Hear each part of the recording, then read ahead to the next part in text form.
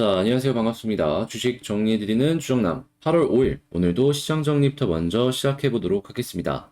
일단 뉴욕 증시는 7월 고용동향 보고서 발표를 하루 앞두고 관망세가 짙어진 가운데 혼조세로 장을 마감하였습니다. 최근 발표된 구인 이직 보고서에 이어서 이날 발표된 이 실업수당 청구 건수가 다소 부진한 모습을 보여주면서 이 7월 고용동향 보고서가 굉장히 중요해졌다라고 볼 수가 있는데, 이게 지금 발표를 하루 앞둔 상황이기 때문에 시장의 관심이 굉장히 집중이 되어 있는 상황이다라고 보시면 될 것 같습니다. 만약에 여기에서 안 좋은 모습을 보여주게 된다면 지금 2개분기 연속으로 미국 경제 성장률이 지금 떨어지는 모습이 보여지며 침체 우려가 커지고 있기 때문에 탄탄했던 노동시장마저도 둔화되는 모습을 보여주게 된다면 시장의 타격은 분명히 올 것이다라고 예상해 볼 수가 있을 것 같습니다. 자, 페드 위원들의 매파적인 발언 역시 계속 이어지는 걸 확인할 수 있는데, 최근 클리블랜드 연은 총재는 이날 인플레이션이 낮아지기 시작할 때까지는 일단은 금리를 인상하는 것을 지지한다라고 밝혔습니다. 물가부터 잡겠다라는 의지의 표현이다, 이렇게 생각해 보면 될 것 같고요. 자, BOE 같은 경우에는 빅스텝을 단행하는 등 글로벌 주요국들의 긴축 행보 역시도 지속되는 모습을 확인할 수가 있겠습니다. 자, 그렇다면 이 미국, 유럽 이런 흐름을 계속 보여주게 된다면 한국 역시 따라갈 가능성이 높겠죠. 자, 그렇게 요거는 큰 흐름은 잡혔다라고 보시면 될 것 같습니다. 자, 국제유가는 WTI 기준 88.54불, 마이너스 2.34% 하락 마감하였고요. 채권 강세, 달러 약세, 금 가격은 상승 마감하였습니다. 일단 유가 부분 같은 경우에는 어제 이제 밝혀졌던 오펙 플러스의 증산 이슈도 있었고, 지금 경기 침체에도 맞물리면서 유가가 빠지는 모습 이렇게 보여지고 있는데, 요게 과연 80에서 90불 이 정도 수준을 꾸준하게 유지할지는 조금 더 지켜봐야 될 것 같고, 이 에너지 부분의 부담은 상대적으로 부담이 덜어질 수 있을 것 같습니다. 자, 그러면 뉴스 보면서 지금 나와 있는 내용들 하나씩 살펴보도록 할게요. 일단 이 고용 부분에 있어서 이제 먼저 볼 텐데, 미국 주간 실업보험 청구 건수가 26만 명으로 일단은 예상치에 부합했다라고 이야기를 하고 있고요. 일단 미국의 7월 감원 역시 25,810명으로 전월보다는 21% 정도 감소하였다라고 보여지고 있습니다. 자, 이걸 보면서 지금 우리가 생각을 해볼 수가 있는 건, 일단 대기업들에서 이 경기 침체가 오는 부분에 있어서 선제적인 대응은 어느 정도 끝나는 모습을 보여주는 것이 아닌가 생각을 해볼 수가 있을 것 같고, 자, 그리고 소기업들 같은 경우에는 오히려 직원들의 공석을 채우기 위해서 임금 인상을 계획하고 있다라고 하기 때문에 이 대기업들에서의 이 인력 충원은 적을지 몰라도 그 이외 같은 경우에는 오히려 사람을 더 뽑으려고 할 것이다. 그러니까 고용 부분에 있어서 어느 정도 마이너스랑 플러스랑 상충해서 보합권으로 가려는 움직임이지 않을까 예상을 해볼 수가 있을 것 같습니다.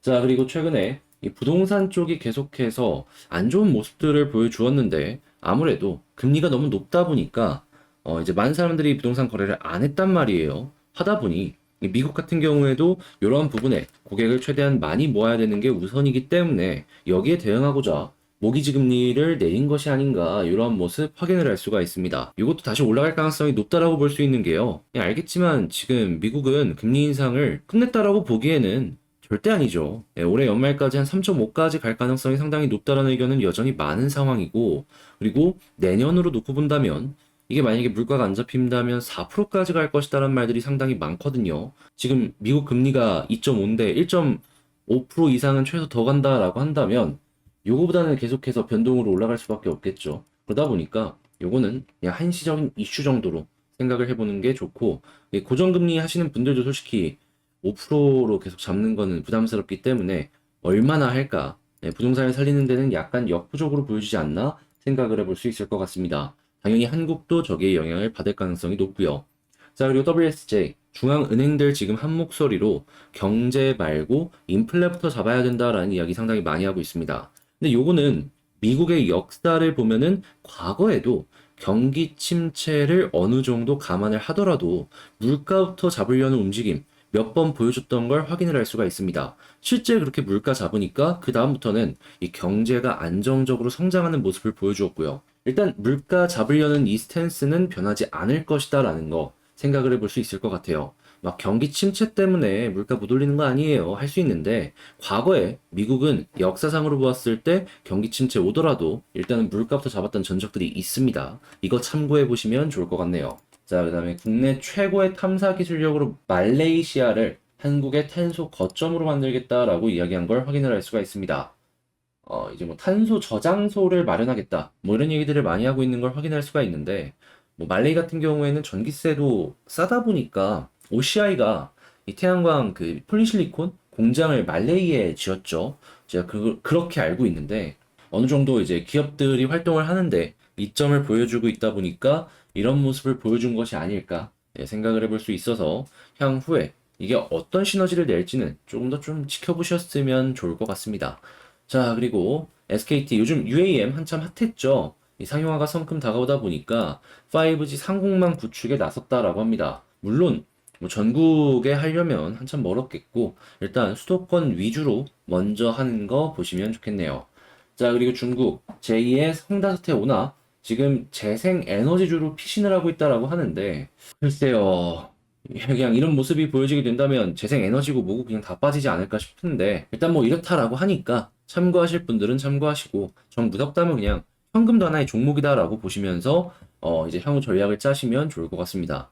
자, 이렇게 시장 정리 한번 싹 맞춰봤고 자, 여러분들 방금 말씀드린 내용들 같은 경우에는 장 시작 전에 이렇게 올려드리고 있다라는 거 그리고 여기에서 공부할 수 있는 내용들도 꾸준하게 올려드리고 있으니까 자, 이런 거 한번 보고 싶다라고 생각을 하시게 된다면은 제 채널 이 소개란에 있는 그러니까 영상 소개란이죠. 여기 있는 텔레그램 링크를 통해서 이 방에 입장을 하시면 될 것 같습니다.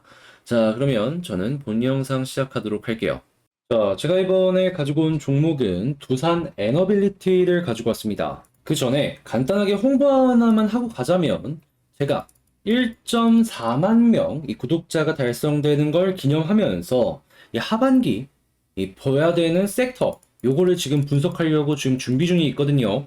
자, 지금 구독, 좋아요 안 누르신 분들 한 번씩만 구독, 좋아요 부탁을 드리면서 자, 이 두산 에너빌리티 시작을 해보도록 하겠습니다. 일단 가장 먼저 에너빌리티가 최근에 이 움직임을 한번 살펴보게 된다면 이 방향을 바꾸려는 시도가 보여지고 있다. 이렇게 볼 수 있겠는데 저는 매우 긍정적으로 놓고 볼 수 있겠거든요. 최근에 나와 있는 뉴스를 한번 살펴보자면 두산의 모회사라고 보여지는 이 두산이 최근에 일주일간 목표 주가 괴리율 1등에 달성이 되었다라고 이야기를 합니다. 이게 어떤 것 때문에 이렇게 보여지고 있냐? 한번 살펴봤더니 현재 이 여러 가지 자회사들의 실적 상승이 두산의 실적을 계속해서 끌어올려주는 모습을 보여주고 있고 이게 목표 주가로 연결이 되는데 아직 차이가 너무 많이 나고 있다. 한마디로 지금 위치는 이 매크로 대비를 놓고 봤을 때 저평가 상황이다. 이렇게 저는 정리할 수 있을 것 같거든요.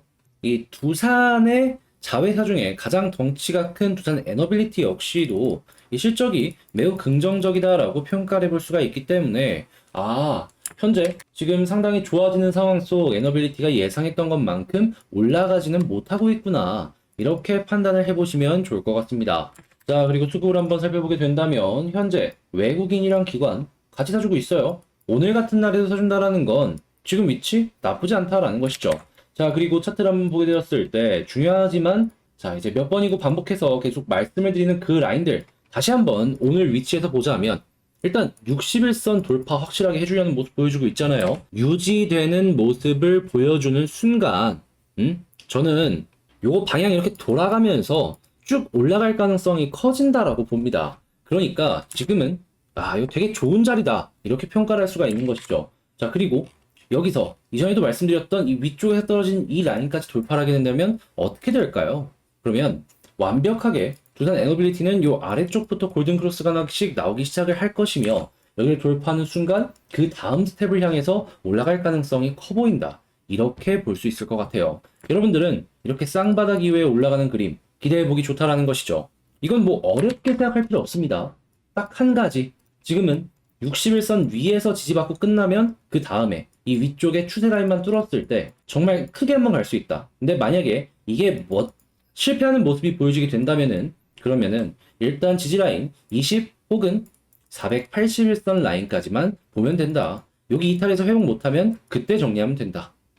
그리고 만약에 여기를 뚫고 올라가는 모습이 보여지게 된다면 저는 일단 2만 원 부근에서 한번 조정 나올 수도 있을 것 같기는 한데, 근데 여기를 수월하게 뚫어주게 된다면은 여기 23,000원 여기까지 한번 가줄 수 있을 것 같거든요.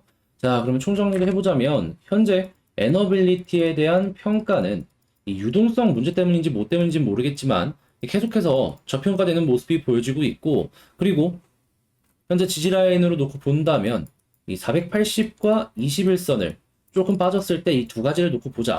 근데 현재 61선 위에서 지지받는 모습을 보여주게 된다면은 일단 굉장히 긍정적으로 볼 수 있고, 위에 보여지는 하방 추세 라인 요것마저도 뚫어주게 된다면 본격적인 추세 전환을 기대해보기 좋겠다. 이렇게 말씀드리면서 자, 이 두산 에너빌리티에 대해서 마치도록 하겠습니다.